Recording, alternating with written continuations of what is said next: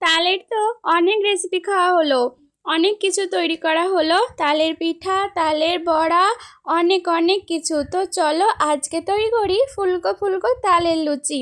আমরা তো সবাই এমনি ময়দার লুচি খেয়ে থাকি, কিন্তু কখনো তালের লুচি খাওয়া হয় না, আর জানা হয় না যে তালের লুচি করলে এতটাই ফুলকো ফুলকো তৈরি হয়। তো hello friend, welcome back to my new video. তোমাদের ফুড বাঙালিতে ওয়েলকাম। আজকে দেখাবো তোমাদের খুব সহজেই তালের ফুলকো ফুলকো লুচি। তো চলো স্টার্ট করা যাক ভিডিওটা।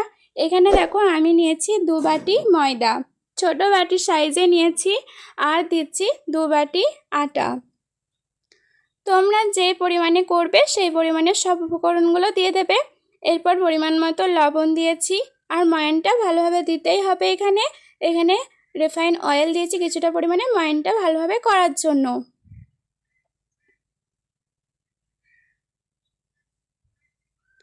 আর এখানে কোনো জল অ্যাড করা যাবে না, তালের মাইটা দিয়েই সম্পূর্ণভাবে এই ময়দাটা কিন্তু মাখতে হবে, তবেই কিন্তু খেতে ভীষণ সুস্বাদু হবে।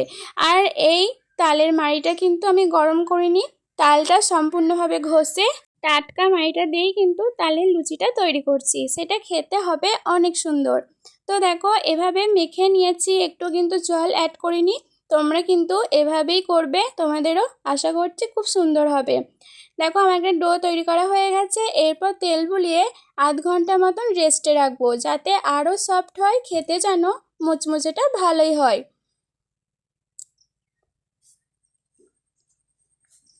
আধ ঘন্টা পর দেখো চলে এলাম, তালের ডোটা দেখো কতটা সফট হয়েছে, বুঝতেই পারছো। আর হাতে কিন্তু একটুও লাগছে না, এই রকমভাবেই কিন্তু ময়দাটা মাখতে হবে।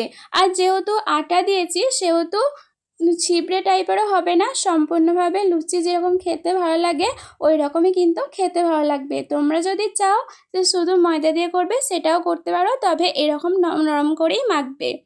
ছোটো ছোটো করে লেচি কেটে নিয়েছি, এরপর লইয়ের আকারে গোল করে নিচ্ছি। বেশ আমার অনেক কটাই কিন্তু লেচি হয়ে গেছে। এরপর লেচি দিয়ে ময়দা দিয়ে বেলে নিলেই কিন্তু রেডি হয়ে যাবে তালের লুচি।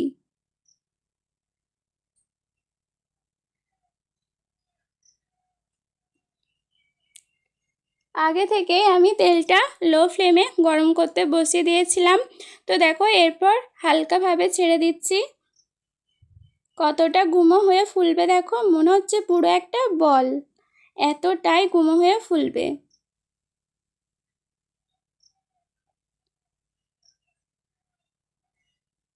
এভাবে আমি কিন্তু সবকটা লুচি ভেজে নেব।